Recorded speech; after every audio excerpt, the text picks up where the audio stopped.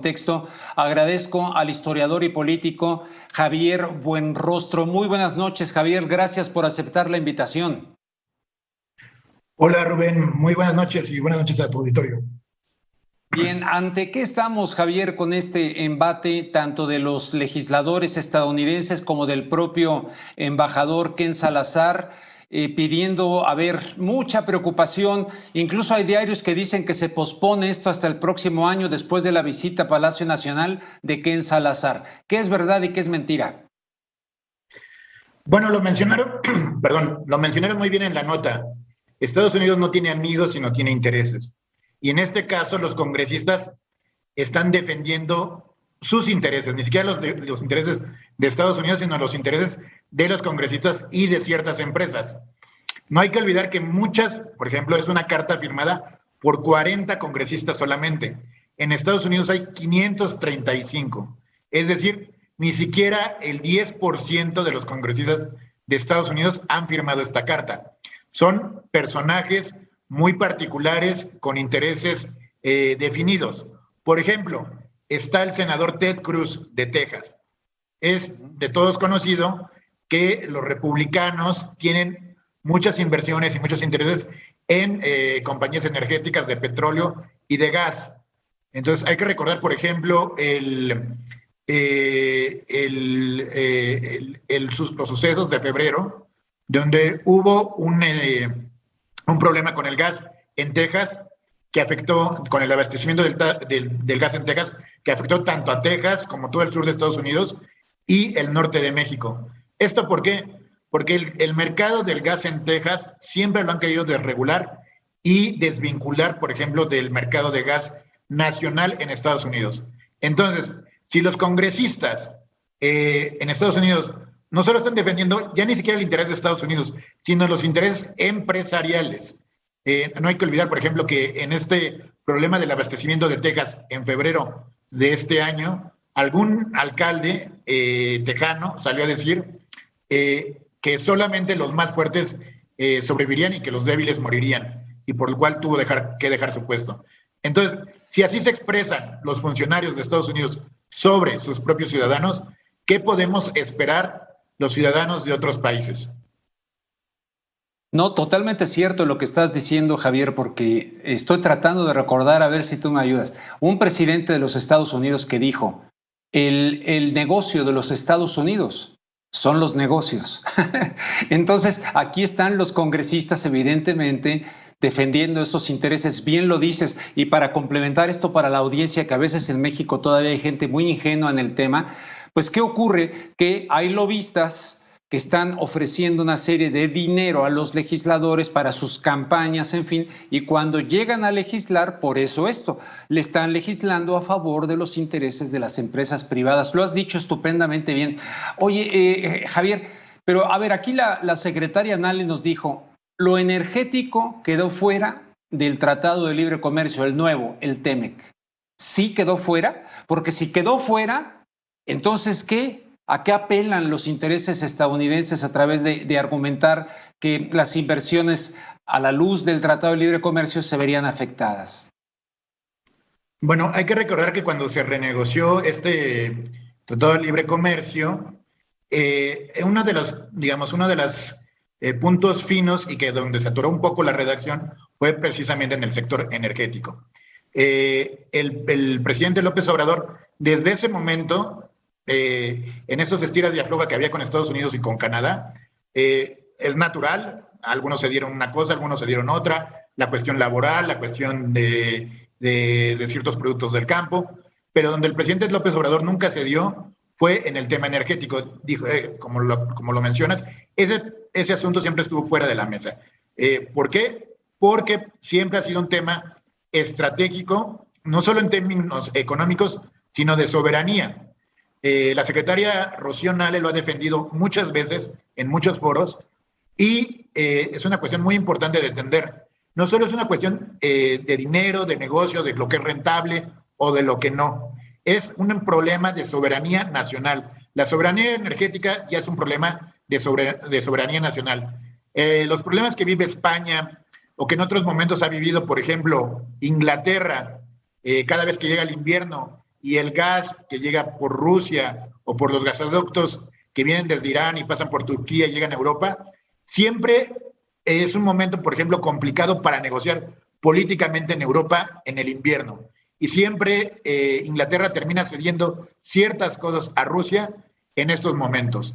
Entonces, no hay que olvidarnos que el tema energético es un tema muy importante, pero no solo es un tema económico, es un tema de soberanía.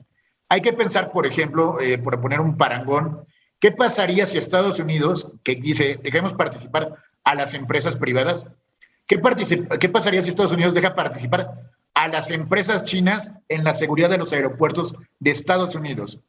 O en las telecomunicaciones, en Internet, y ganaran los contratos, porque ofrecen mejores posibilidades económicas, y ganaran los contratos de todas las empresas de gobierno, las empresas de Internet chinas. Simplemente no se los darían, por una cuestión de soberanía y de estrategia y de geopolítica. No se trata de solamente de un tema económico. Aun cuando las empresas chinas pudieran ofrecer, por ejemplo, mejores ofertas económicas en temas de seguridad en los aeropuertos, de tecnología, simplemente Estados Unidos no lo aceptaría. ¿Por qué nosotros sí?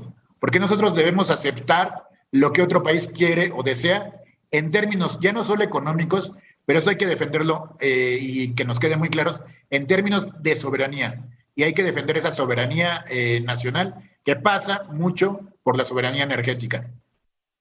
Y el problema es que pues no solamente llegan embates del norte, como suele ocurrir, y de legisladores de allá defendiendo los intereses empresariales. ¿Qué me dices de los legisladores de aquí, de la oposición, que también están? Entonces va a haber dos frentes, ¿no? Uno interno, aunque está conectado con el externo, y otro estrictamente desde los Estados Unidos de Norteamérica. Difícil situación. ¿Cómo va a reaccionar este gobierno? Sí, es una situación complicada, pero hay que recordar, por ejemplo, que el meollo del asunto es los partidos de oposición, pero sobre todo el PAN. El PAN se ha caracterizado, por ejemplo, por identificarse, por ejemplo, con el Partido Popular Español. El Partido Popular Español le abrió las puertas a Iberdrola en España, y en México el PAN hizo lo mismo con Iberdrola y algunas otras empresas, Repsol, Naturgy, etcétera. Y esos mismos grupos empresariales del PAN, muchos grupos ligados, por ejemplo, al sector energético. Hay que recordar que Juan Camilo Muriño, la familia de Juan Camilo Muriño, estaba ligado al sector energético desde antes.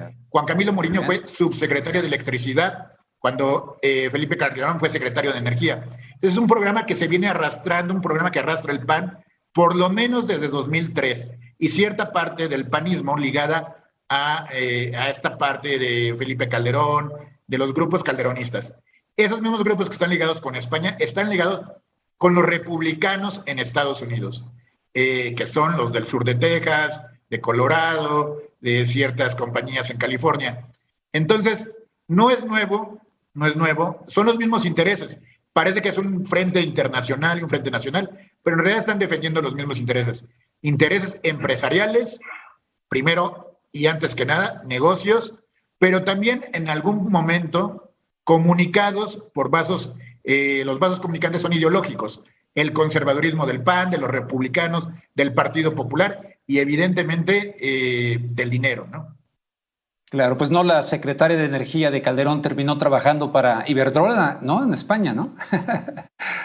Cobrando en apenas unos años 10 millones de euros, que son aproximadamente 200 millones de pesos. Así de grandes serían los favores que le deben. Bueno, ¿cómo ves la cuestión ya práctica en términos de lo del PRI, los votos que necesita Morena del PRI para que se resuelva esto en el Congreso mexicano? ¿Y cómo ves también en las cuestiones estatales, en los congresos estatales, porque también van a tener que votar por esto?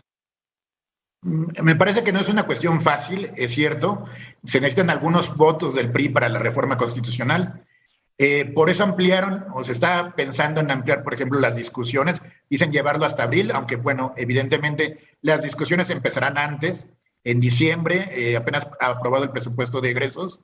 Entonces, estas discusiones empezarán en la Cámara de Diputados, irán a los senadores, y el programa que se va hasta abril ya contempla, según las palabras del coordinador de Morena en la Cámara de Diputados, ya contempla tanto el paso por la Cámara de Diputados, el paso por la Cámara de Senadores y la aprobación de al menos 17 congresos estatales para que pueda ser aprobada una reforma constitucional.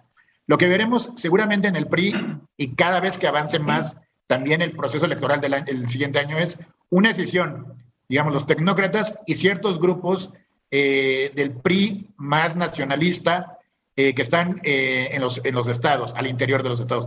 Yo creo que veremos un voto diferenciado del PRI en este tema, y también será parte del rompimiento del PRI hacia los siguientes 2 o 3 años. Te agradezco mucho, Javier Buenrostro, historiador y politólogo, para platicar acerca de este tema y la presión que nos viene del norte. Muy bien explicado, además, también de por qué los congresistas estadounidenses defendiendo, as usual, como dirían en inglés, como siempre, como de costumbre, los intereses económicos de las empresas estadounidenses. Muy buenas noches, te agradezco mucho, ¿eh? Muchas gracias, Rubén. Hasta luego, buenas noches. Gracias, Javier Buenrostro. Y precisamente de lo que ya estaba apuntando Javier, deben estar tranquilos. Deben estar tranquilos. Esta fue la